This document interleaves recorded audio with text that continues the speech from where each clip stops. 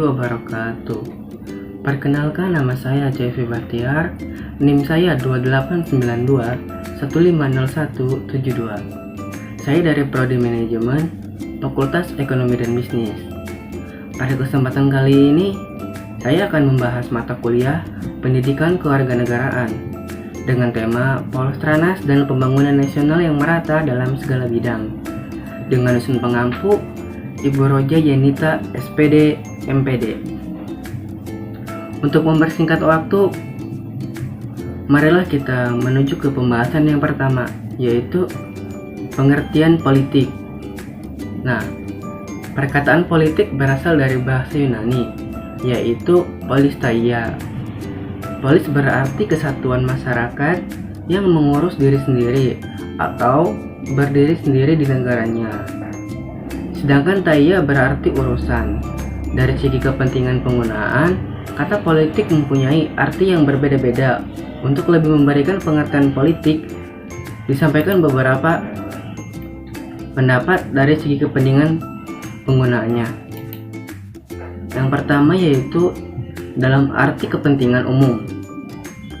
Jadi, politik dalam arti kepentingan umum atau segala usaha untuk kepentingan umum, baik yang berada di bawah kekuasaan negara di pusat maupun di daerah, lazim disebut politik, yang artinya digunakan untuk mencapai tujuan tertentu atau suatu keadaan yang kita kehendaki, disertai dengan jalan, cara, dan alat yang akan kita gunakan untuk mencapai keadaan yang kita inginkan. Nah, yang kedua yaitu dalam arti kebijaksanaan. Politik berarti penggunaan pertimbangan tertentu yang dianggap lebih menjamin terlaksananya sesuatu usaha, cita-cita, atau keinginan atau keadaan yang kita kehendaki. Dalam arti kebijaksanaan, titik beratnya adalah adanya yang pertama yaitu proses pertimbangan menjamin terlaksananya suatu usaha, pencapaian cita-cita atau keinginan. Jadi, politik adalah tindakan dari suatu kelompok individu mengenai suatu masalah dari masyarakat atau negara. Dengan demikian, politik membicarakan hal-hal yang berkaitan dengan yang pertama yaitu negara adalah suatu organisasi dalam satu wilayah yang memiliki kekuasaan tertinggi yang ditaati oleh rakyatnya. Dapat dikatakan negara merupakan bentuk masyarakat dan organisasi politik yang paling utama dalam suatu wilayah yang berdaulat. Yang kedua yaitu kekuasaan adalah kemampuan seseorang atau kelompok untuk mempengaruhi tingkah laku orang atau kelompok lain sesuai dengan keinginannya.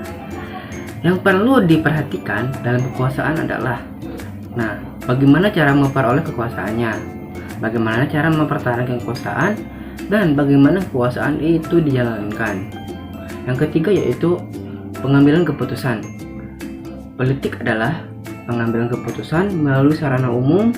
Keputusan yang diambil menyangkut sektor publik dari suatu negara. Yang perlu diperhatikan dalam pengambilan keputusan politik adalah siapa pengambil keputusan itu dan untuk siapa keputusan itu dibuat. Selanjutnya yaitu ada strategi. Jadi strategi itu berasal dari bahasa Yunani, yaitu strategia, yang artinya the art of the general atau seni seorang panglima yang biasanya digunakan dalam peperangan. Ada seorang ilmuwan yang bernama Kurt von Clausewitz berpendapat bahwa strategi adalah pengetahuan tentang penggunaan pertempuran untuk memenangkan peperangan, sedangkan perang adalah kelanjutan dari politik. Jadi, strategi adalah cara melaksanakan politik nasional dalam mencapai sasaran dan tujuan yang ditetapkan oleh politik nasional. Strategi nasional disusun untuk melaksanakan politik nasional, misalnya strategi jangka pendek, jangka menengah, dan jangka panjang. Selanjutnya yaitu ada dasar pemikiran penyusunan politik dan strategi nasional. Penyusunan politik dan strategi nasional perlu memahami pokok-pokok pikiran yang terkandung dalam sistem manajemen nasional yang berdasarkan teknologi Pancasila, Undang-Undang 1945, Wawasan Nusantara, dan Ketahanan Nasional. Landasan pemikiran dalam manajemen nasional sangat penting sebagai kerangka acuan dalam penyusunan politik strategi nasional. karena di dalamnya terkandung dasar negara, cita-cita nasional, dan konsep strategi bangsa Indonesia. Selanjutnya yaitu penyusunan politik dan strategi nasional. Jadi, politik strategi nasional yang telah berlangsung selama ini disusun berdasarkan sistem kenegaraan menurut Undang-Undang 1945. Nah, sejak tahun 1985, berkembang pendapat yang mengatakan bahwa pemerintah dan lembaga-lembaga negara yang diatur dalam Undang-Undang 1945 merupakan struktur politik. Lembaga-lembaga tersebut adalah MPR, DPR, Presiden, BPK, dan MA.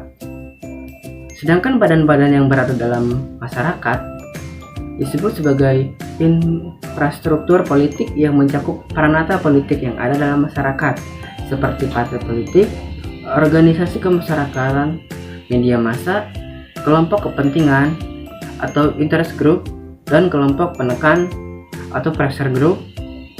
Dan suprastruktur dan infrastruktur politik harus dapat bekerja sama dan memiliki kekuatan yang seimbang. Nah, selain itu ada juga mekanisme penyusunan politik strategi nasional di tingkat suprastruktur politik diatur oleh Presiden. Dalam hal ini, Presiden bukan lagi sebagai mandataris MPR sejak pemilihan Presiden secara langsung oleh rakyat pada tahun 2004. Karena Presiden dipilih langsung oleh rakyat, maka dalam menjalankan pemerintahan berpegang pada visi dan misi Presiden yang disampaikan pada waktu sidang MPR setelah pelantikan dan pengambilan sumpah dan janji Presiden atau Wakil Presiden. Nah, visi dan misi inilah yang dijadikan politik dan strategi dalam menjalankan pemerintahan dan melaksanakan pembangunannya selama 5 tahun. Sebelumnya, politik dan strategi nasional mengacu kepada GBHN yang dibuat dan ditetapkan oleh MPR.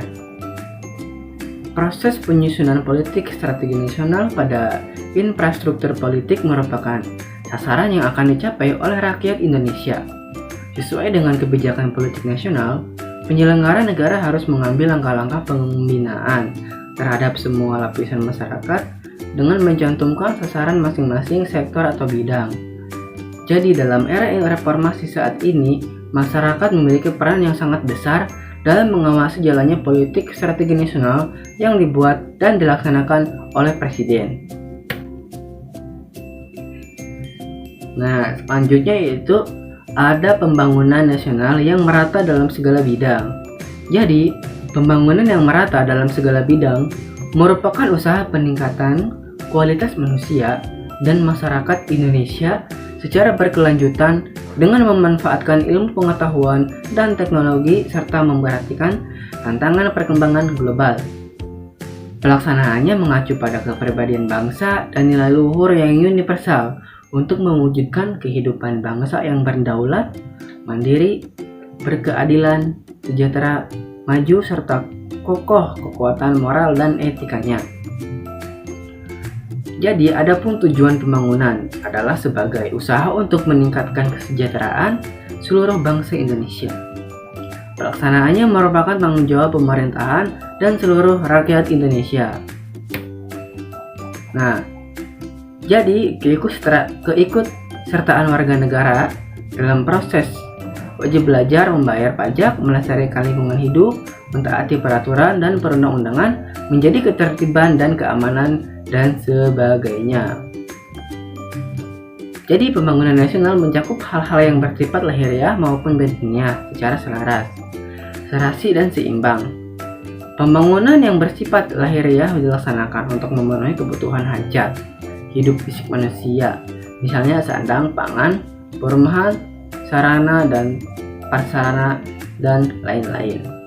Nah, jadi itu semua mencakup ke dalam pembangunan yang merata dalam segala bidang yang dilaksanakan oleh negara. Mungkin sekian pembahasan dari saya, kurang lebihnya mohon maaf.